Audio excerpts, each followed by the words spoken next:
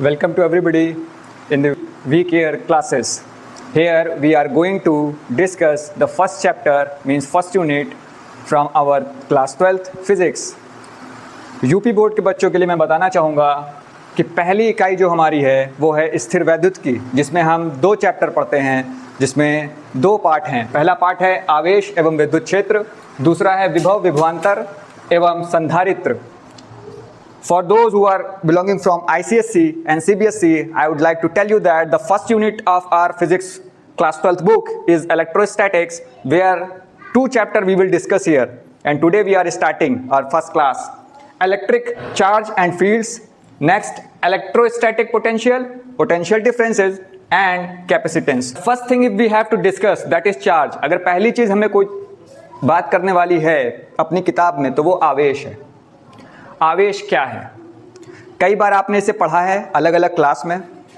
Class 8th में भी charge आया, 10th में भी आपने पढ़ा, और अभी हम 12th में भी इसे और अच्छे से डिस्कस करने वाले हैं. पर सबसे पहले मैं शब्द पर आपका ध्यान खींचना चाहूँगा, इलेक्ट्रोस्टैटिक यानी कि स्थिर वैद्युत की. यहाँ जो हम पढ़ने वाले हैं इसमें हमारा चार्ज, आवेश, वो रुका हुआ है, स्थिर है. ये मूव करती हुई वस्तु है और ये रुकी हुई वस्तु है. यानी आप पहली यूनिट जो अपनी पढ़ेंगे क्लास 12th में वो ये है कि चार्ज जिसमें रुका हुआ हो, मूव ना कर रहा हो. और इसकी डिफिनीशन अब डिफाइन करने के लिए मैं आपसे कैसे कनेक्ट हो सकता हूँ किसी बच्चे ने 8th में ध्यान से ना पढ़ा हो, 10th में ध्यान से ना पढ़ा हो, कोई बात नहीं, मैं बिल्कुल जीरो से आपको समझाना चाहूँगा. मान लेते हैं कि मैं पृथ्वी पर खड़ा हूँ और मैं एक बल अनुभव कर रहा हूँ. वो कौन सा बल है? That is gravitational force, means गुरुत्वाकर्षण बल.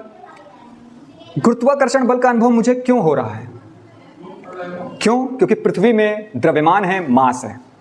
वापस से मैंने कहा मैं एक बल का अनुभव कर रहा हूँ, वह बल गुरुत्वाकर्षण बल है. वह क्यों है? क्योंकि द्रव्यमान है. किसमें? पृथ्वी में. और मैं अनुभव कर रहा हूँ क्योंकि मुझ में भी द्रव्यमान है. यानी हम कह सकते हैं कि ग्रेविटेशनल फोर्स जो है वो डिपेंड करता है मास पे, और दूसरा ऑब्जेक्ट जो ग्रेविटेशनल फोर्स को अनुभव कर पा रहा है, महसूस कर पा रहा है, उसमें भी द्रव्यमान है. मतलब दोनों ऑब्जेक्ट में, ऑब्जेक्ट ए जो कि अर्थ है, ऑब्जेक्ट बी जो अर्थ पे कोई व्यक्ति है, दोनों के पास मास है. इस वजह से दोनों के पास अट्रैक्शन फोर्स है, जिसको हम ग्रेविटेशन फोर्स कहते हैं, गुरुत्वाकर्षण बल कहते हैं. ऑब्जेक्ट ए ऑब्जेक्ट बी के द्वारा लगाने जाने वाले गुरुत्वाकर्षण बल को महसूस कर पा रहा है. क्लियर? अब हम इसको बदल देंगे. मैं कह रहा हूं कि जितनी भी वस्तुएं हैं, जितनी भी चीजें हैं आसपास, उनमें क्या है? चार्ज. जी हाँ, चार्ज. अब क्या इस मार्कर में चार्ज है? बशर्ते नेट चार्ज जो इस पर है वह शून्य है, वह जीरो है. मीन्स जितने इसमें इलेक्ट्रॉन होंगे उतने ही इसमें प्रोटॉन हैं, इसलिए इस पर कोई खास अट्रैक्शन मुझे अनुभव नहीं हो रहा है. दूसरे शब्दों में मैं कह सकता हूं कि जिस तरह पृथ्वी में मास है, द्रव्यमान है, इस वजह से वो गुरुत्वाकर्षण बल एक गुरुत्वाकर्षण क्षेत्र पैदा कर रही है और मैं उसे अनुभव कर पा रहा हूं क्योंकि मुझ में भी द्रव्यमान है. ठीक इसी चीज़ को अब हम रखेंगे.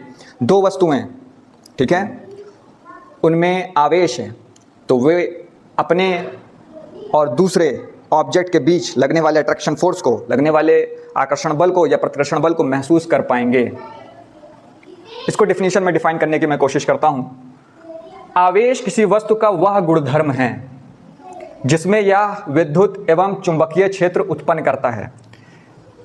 आवेश किसी वस्तु का वह भौतिक गुणधर्म है जिसकी वजह से वैद्युत क्षेत्र और चुंबकीय क्षेत्र पैदा होते हैं. दूसरा, कोई ऑब्जेक्ट अगर उसमें भी आवेश है तो वो इन वैद्युत क्षेत्र और चुंबकीय क्षेत्र का अनुभव कर पाएगा. समझ में आ रहा है? बिल्कुल वैसे जैसे गुरुत्वाकर्षण में मास है तो गुरुत्वाकर्षण क्षेत्र पैदा हो रहा था, यहाँ आवेश है तो वैद्युत क्षेत्र और चुंबकीय क्षेत्र पैदा हो पा रहा है. क्लियर?